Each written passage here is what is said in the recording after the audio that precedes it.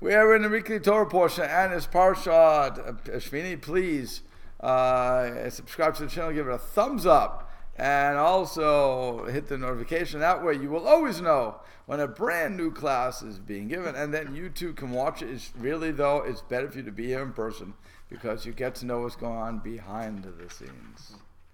Okay. Again, we're going to start from the beginning. So let's look at the introduction that Ashkel presents us with, and then we'll go on. At the end, it says the priestly service begins. So at the end of the previous Sidra, Aharon and his sons were instructed to remain at the tent of meeting for 7 full days while Moshe performed the inauguration service, which began the 23rd day of Adar. Each day for 7 days, Moshe erected the tabernacle, performed the entire service himself, and dissembled the tabernacle when the service was done. There's a lot of putting up and putting down. Okay, the inauguration period climaxed with the consecration of Aharon and his sons as Kohanim on the 8th day. From that moment onward, only Kohanim were eligible to perform the tabernacle service. This chapter begins on the 1st day of Nisan. Let me finish. The 8th day of the inauguration service. On that day, the tabernacle was erected permanently and the Kohanim. Permanently means until they have to travel. That's what it means. On that day, the tabernacle was erected permanently and that the Kohanim assumed their new role. The Sidra describes a special service the newly consecrated Kohanim performed on the day they achieved their new status. Yeah? What was Israel doing?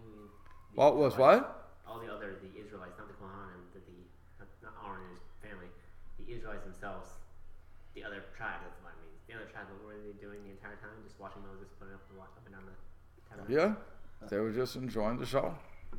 Like we all do. We all enjoy the show. Yeah. It was something they really could do. Now, what it says that he put it up himself doesn't literally mean that he's going to do it only the first time.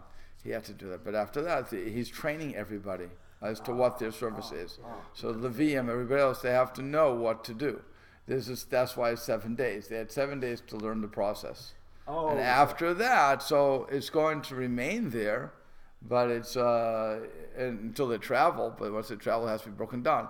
Everybody has to know how to load it up and so on and so forth. You want to get that down to clockwork, right? It's like when we have an NCSY Shabbaton or NCSY MTC Shabbaton, and when we have to use all these different rooms, we have to. We became pretty proficient in breaking down a room and putting up the room and so on and so forth. By the fourth time you're doing it, you're good at it. Yeah. So no, it's actually Moshe and Aharon are brothers, but there can only be one Kohen to start. So Aharon was appointed, and then but then it finally hit me when you said then Moshe would train all the Levium. He's Levi himself. For 1 week, he was a Kohen. For 1 week, he was a Kohen. To initiate the thing. Right. So for the first week, he had to show them how to do everything. So he's acting the role of Kohen. Now, some people say, by the way, we can get lost as much as we want to, but some people say that this was Moshe's punishment. The what? This was Moshe's punishment. What, you have to do this work? Right. In other words, for having to do the work and give it up. Originally, he was supposed to be the Kohen Gadol. And when he said to Hashem, pick the person you want to send, I'm not the guy. So and Hashem was saying, no, you are the guy, and he was saying, no, I'm not the guy. Okay. Initially with Pyro, you mean? Right. So since he said that, so Moshe said, okay. Hashem said, okay, so Aharon, your brother, will be the man, and as a result of that, the high priesthood is taken from Moshe and given to Aharon. And so, but Moshe has to know what he's lost, as it were. So otherwise, what's the punishment, right? So I'm going to make you Kohen Gadol for the week. Never heard that before. And then you're going to do all the service, and then you're going to have to give it up. It's like Shaul HaMelech, who didn't want to be the king. They becomes a king, and then when he's told you're no longer the king, instead of just saying, great, he says, no, I want to be the king. It's funny how history repeats itself. Right. That's what it is. So in other words, Hashem asked Moshe to go before Paro. He says, I can't do it. So Aharon, his brother, talks. Moshe is still the guy that's facing off with Paro, but Aaron's doing the talking. Correct.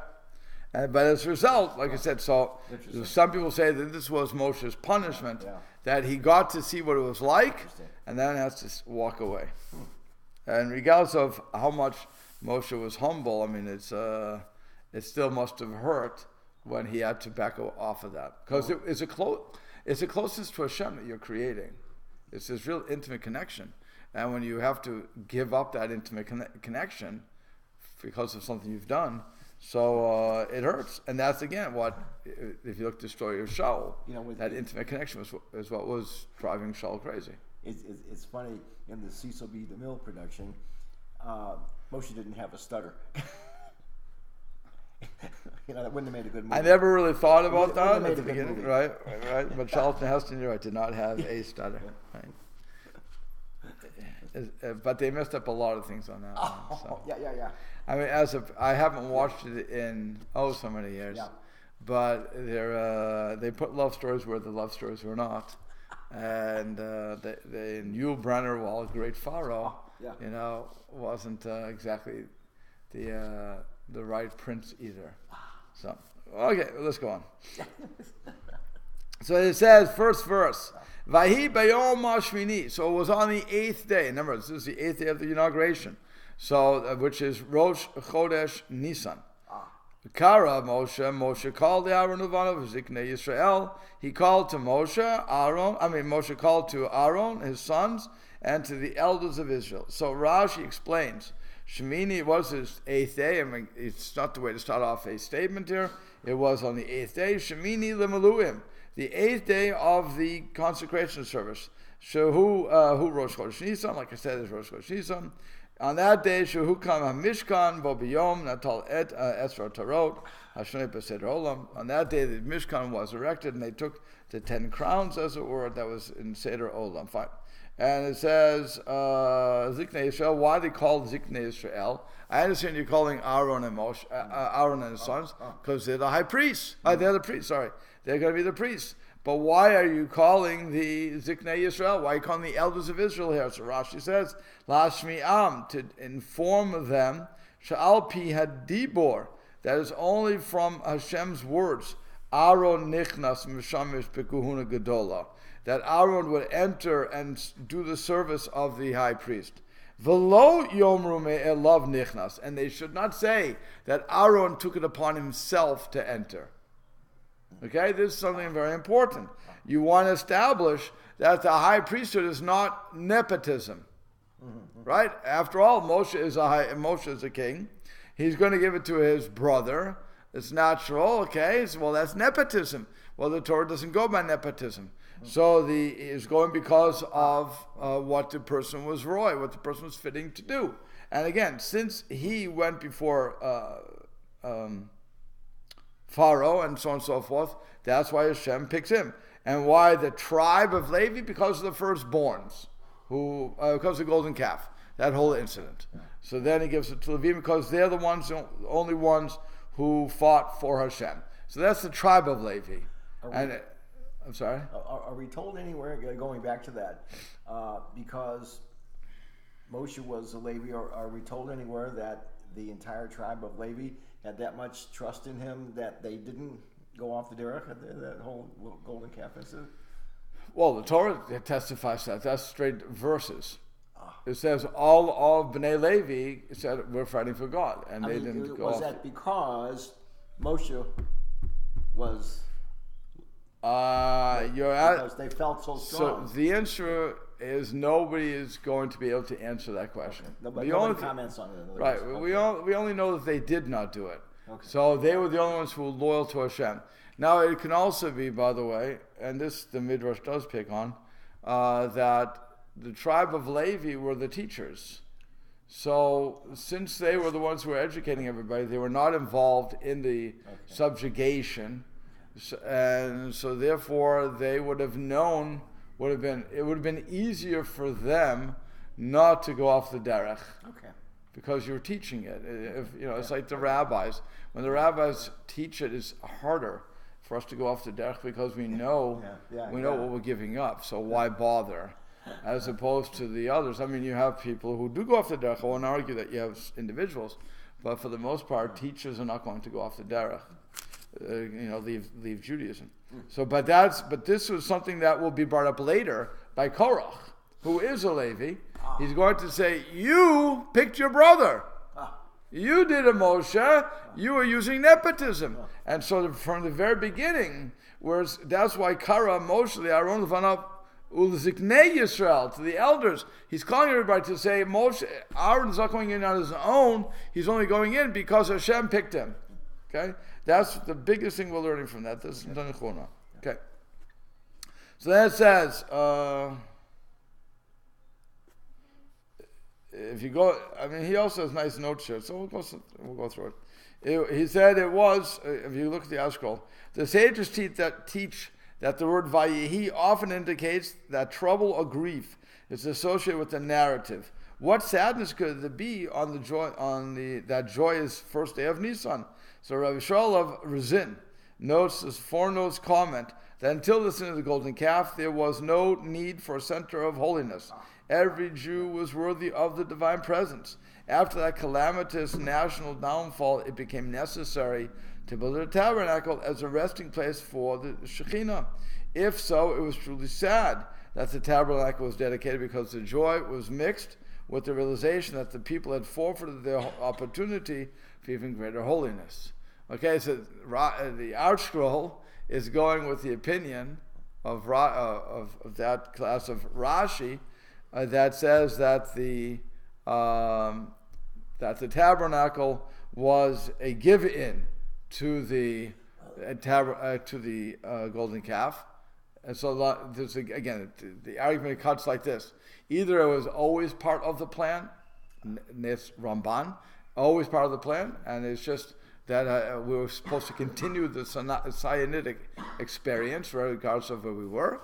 And then you have the Rashi's, that school of thought, that says that the only reason we had to build the tabernacle was because of the golden calf. If not for the golden calf, we would have been ready to have Hashem wherever it was, and we wouldn't have needed that. Okay, so you have that sort of thing. Would there have been a temple, a base of Mikdash? No. Well, okay, according to whom?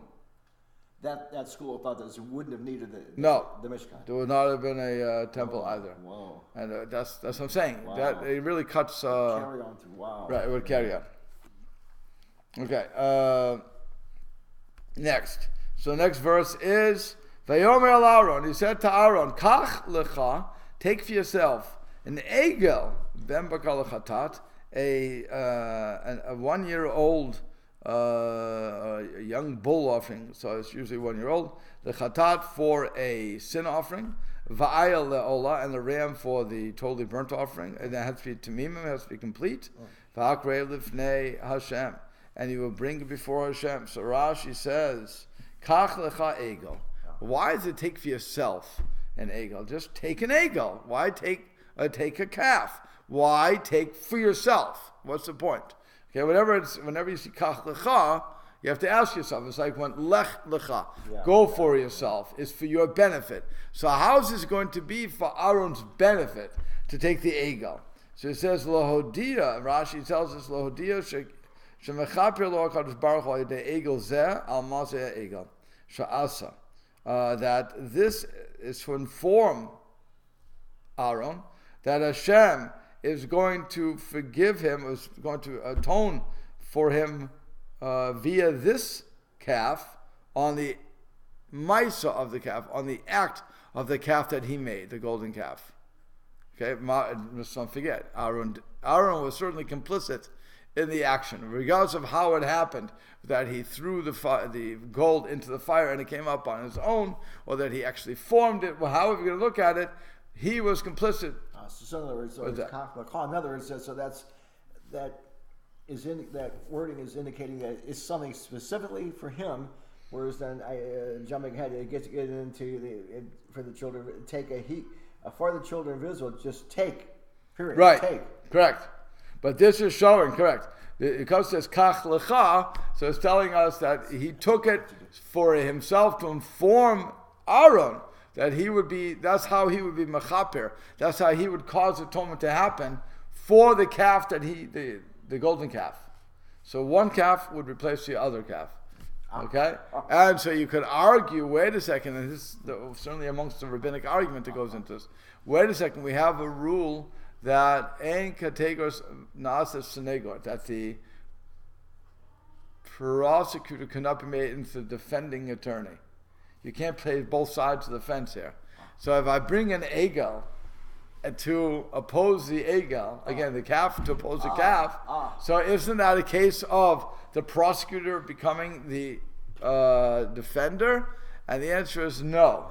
The only time that it will become that is if it would have been a golden calf. If you would have brought a golden calf in the place of the golden calf, that would have been. But And to then do bring something with that new golden calf. right, but to bring an egel, a calf, A real one, that's not. You're not making the prosecutor into the defender. That's how they talk that out. Okay.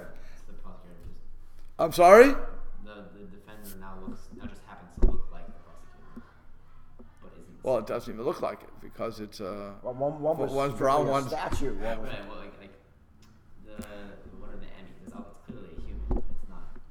right. Correct. It happens to look like a human, but that doesn't make it a human. Right, but the point is that doesn't, even though it may look like it, it doesn't cover it. Which is why the Kohen Gadol cannot wear gold on Yom Kippur when he goes into the Holy of Holies, because that would be a prosecutor in the place of Senegor. That you couldn't do because gold. So that you couldn't do. Okay, that's why he doesn't wear that. Okay, yeah, good. yeah. Yeah, Bnei Yisrael to the Be'er more, and to Bnei Yisrael you should say, Kechu, take. Again, that's command form, plural. That's Kechu's, plural, yeah. what? That's plural. Yeah. Yes. Yeah. Kechu sirizim l'chatat, you should take a goat offering, right? A goat. They call that a goat. It should be a goat. A he-goat. He-goat, there you go. The chatat, for a sin offering, ve'egel ve'cheves b'nei shana tamimim le'olah, and then a calf and a 1-year-old complete sheep. Tamimim, when it says complete, it means without blemish. Yeah. That's all it means. Yeah. I shouldn't say all. I mean, that's what it means. For a totally burnt offering. In other words, not in no missing external parts at all, and not even a blemish, a mark on Not it. a cataract in his eyes. A cataract in his eyes would be a blemish. A little bit of the ear, if the ear was bitten off by another animal, that would be a blemish.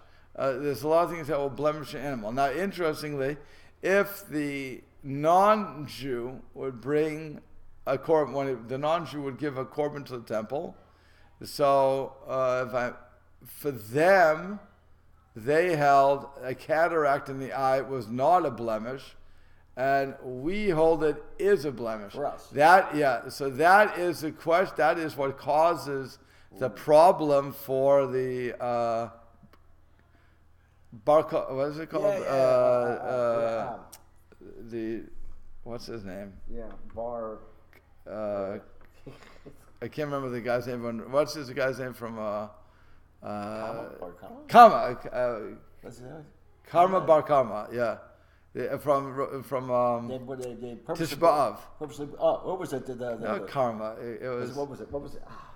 I forget his name. He tells us Caesar too. Who was it? Yeah. But that was because he did something with the cataract or something. He did a blemish. The Caesar sent it. And But it was a blemish that they didn't consider a blemish, but we did.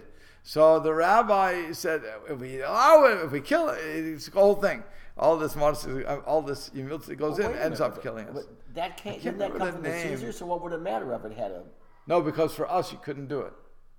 You couldn't bring in because he thought it was a good blemish. The guy made a blemish that the Goyim would not consider a blemish, but we did. The Caesar didn't send it like that. Caesar sent it good. Yeah. So he would have been offended. Yeah. Okay. What the heck? I can't remember the name. Okay, forget it. I can't remember the guy's name. It's such a well-known story. Other than that example, why would a non-Jew bring anything to the base of Mikdash? Why would a non-Jew bring anything to the base of Mikdash? Yeah. Because they all understood the power. Not every non-Jew is a wicked person. No, not wicked. I mean, why not? No, you have Bnei Noach, you have people who would want to do it. Bnei Noach, but they're not obligated to bring stuff. Why they? No, it would be a voluntary offering. But they can only bring voluntary offerings. Yeah. There was no obligation to them to it. Yeah. So a non-Jew can bring stuff. Absolutely. Okay, so V'shor v'ayil l'shlamim, and you have to bring an ox and a ram for peace offerings. Peace offerings meant that both the Kohanim and the people there would eat of shlamim. That's why it's called the peace offering. Everybody gets part of that. L'zboch l'fnei Hashem, as to slaughter it before Hashem. Mincha belula b'shaman, and also you have the mincha offering, which was mixed with oil. We're talking about pure oil here. Ki hayom Hashem nira aleichem, because today Hashem appeared to you, or will could also be will appear to you. How do they say it? It's interesting that nira can mean either one. I don't even see it. Where do they say it? For today appears to you. Okay, appears to you. So Rashi explains Ki hayom Hashem nira aleichem lahashur shchinato b'maaseh yadechem. God's presence is going to dwell amongst you because of the action of your hands. In other words, what we do. L'chein kavanot halalu ba'in chova leyom hazeh, and that's why these sacrifices came as an obligation of the day. Okay, so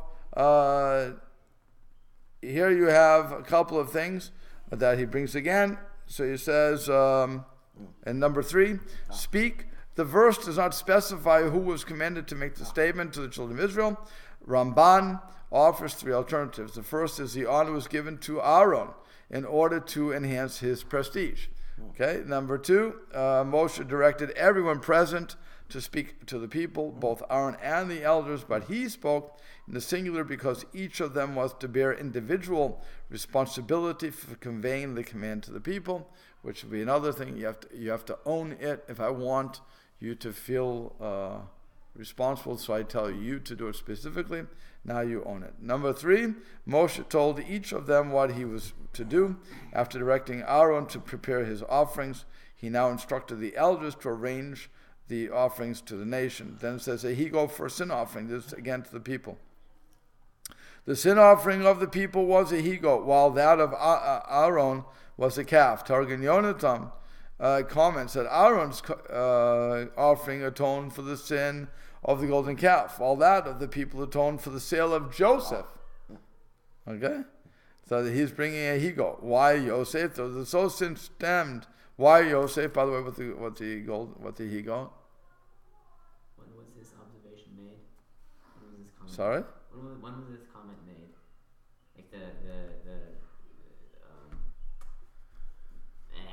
people, when they're commenting on the parsha, because if this is supposed to be making up for the soul of Yosef, then why did we have to worry? Why was it like kind of a stupid question? Because you can just justify whatever you want to do when you're Caesar. But why did the Caesar use the example of the brothers killing Yosef as retribution against the leaders of Israel during his time? Wasn't it Caesar? Okay, you're asking me on the story of the 10 martyrs, yes? Right. Okay, so the story of the 10 martyrs says that the question was, what happens to brothers who sell their brothers, right? So, and the point was, it's all supposed to die for that sin. Okay, so they knew that there was no way out. That's all. So, and because he was just bringing Torah against them, but it would have nothing to do with this. The question would be, why is Hashem having us atone for that sin now? That would be an interesting question.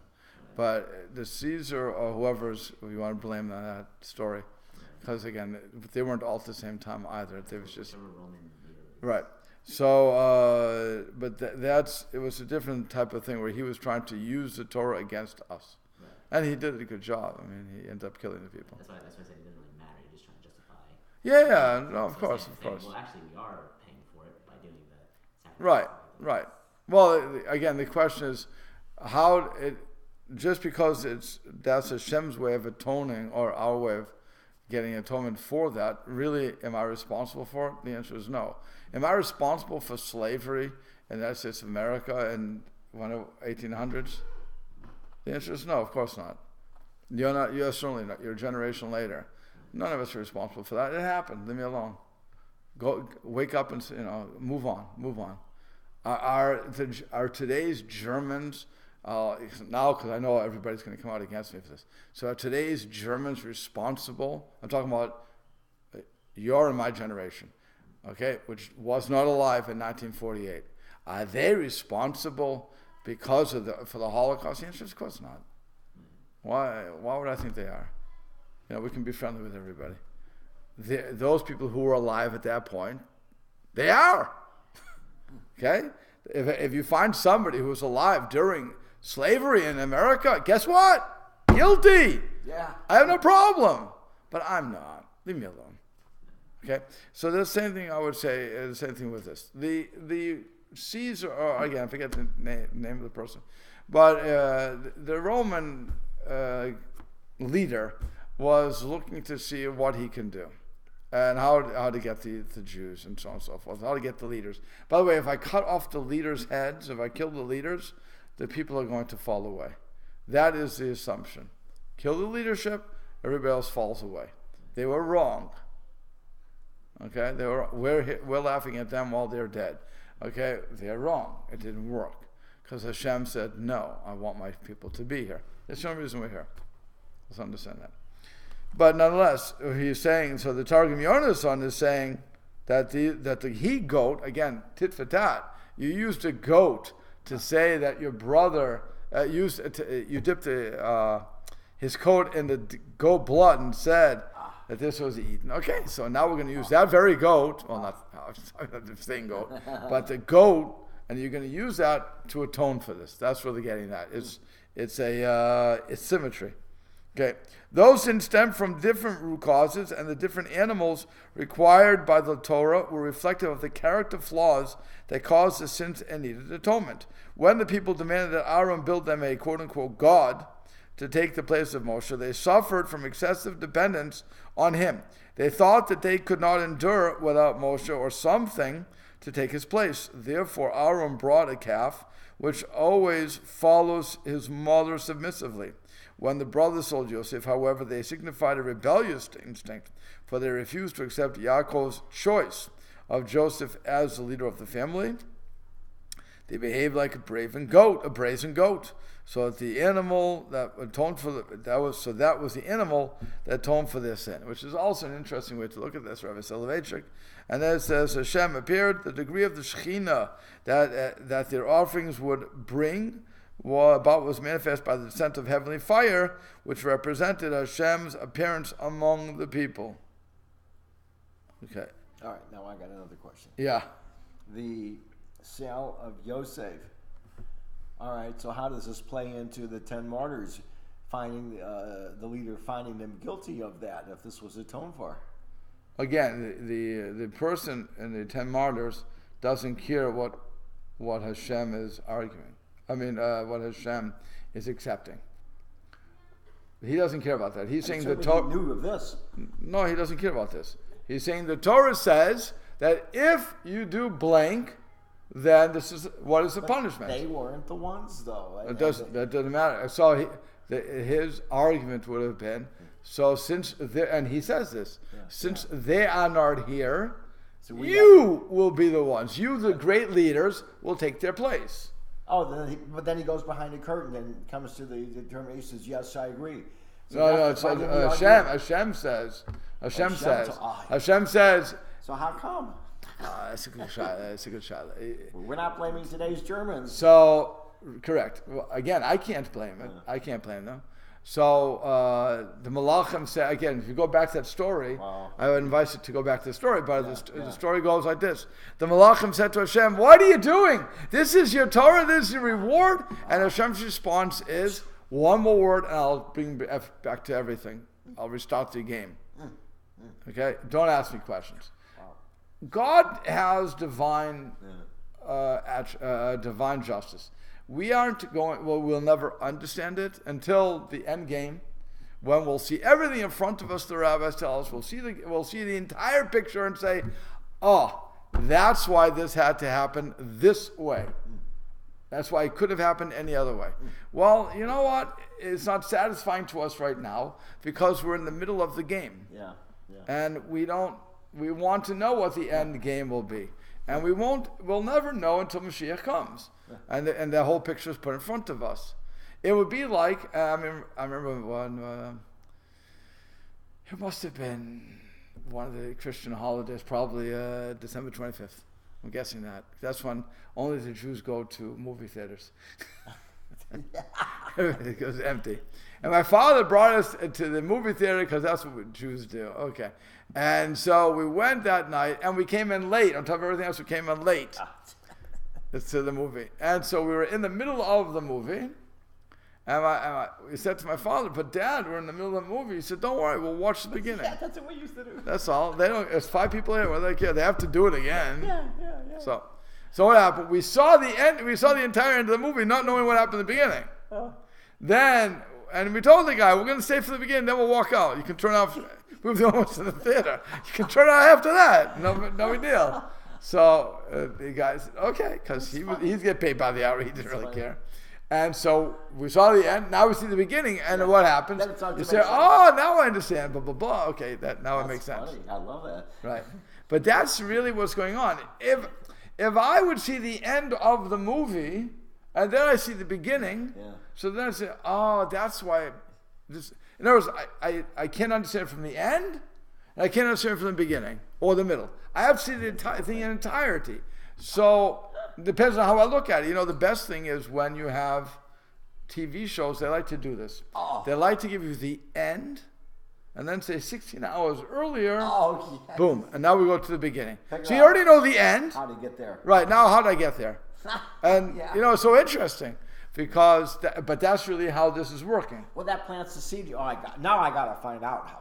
Right. And that's why Rabbi Kodnik's wife, she'll always read the last page of the book, and then she'll go to the beginning. She has no patience. Let me find out what happened. No, I'll go to the beginning. Why be tortured, right? So that's what she said she does. I don't know what she really does. With our parents' generation, we used to do that all the time. We go to the show. We didn't matter. We wouldn't have to take the bus. It didn't matter what time it started. We get there. We'll stay around and see. Right, there you go. Well, like I said, so you see the guy get knocked out, and I have to say that it doesn't really always work because I was working out and I was and I hit the wrong. There was nothing on the tube, so I just hit. I went to CW or whatever the station was, and I thought I was watching. I thought I'd have 5 shows to watch. Because I had 5 workouts I had to do. So I figured I have 5. And I hit the last one. I hit the last one by accident. And I watched it, and I didn't know what's going on anyway. But I watched it, and then I realized, wait a second. When it finished, I said, wait a second, that was the end. And you know what? You're not good enough to figure. I don't care what happened in the beginning. It's not good enough. This wasn't interesting. So that's the danger of sometimes seeing the end. I don't care about the beginning. It was a bad movie. Okay. But or a bad series, whatever it was. But once you see it. Okay. But like I said, but that's really what's. So when you're looking at that story of what you're both picking on, of that Roman curator, leader, whatever he was, I forget the name of what it was, but he's not interested in it. And on top of that, you have to go to the end of that story where the Rabbi Gamliel goes behind the curtain, as it were, to have his together time with God, and God says, it's my decree, accept it. Okay, fine. You have to accept what you have to accept. You can't argue with God. Okay, so the question is, why? By the way, the reason that I heard this answer too, and I've given it a couple of times, why did Hashem punish us so much later on? And the answer that they give is because Yosef never said, I forgive you. In the entire story, with the meeting with the brothers, in the entire story, Yosef never says, when they fall upon the mercy of the court, we were wrong, blah, blah, blah. He said, his response is, 10 candles couldn't knock out 1. How can 1 knock out 10? Right? That was his response. If 10 candles couldn't snuff out 1, so certainly 1 cannot snuff out 10. He doesn't say, Don't worry about it. I forgive you. He didn't say that. What he says was, it's all from God. You didn't do anything wrong. He never said, I forgive you, though. In all that time. Wow. He doesn't say those words. So that's what you have to... So now the rabbis say, since he didn't say, I forgive you, that sin is still hanging over their heads. Until the time comes when these 10 leaders are going to... And again, but let's understand something. Again, our school points out, every historian points out, those 10 leaders did not die that day. They were over the time. They weren't alive at the same time. But those leaders would take the brunt of it, and they would be punished. Okay, we'll have to stop here.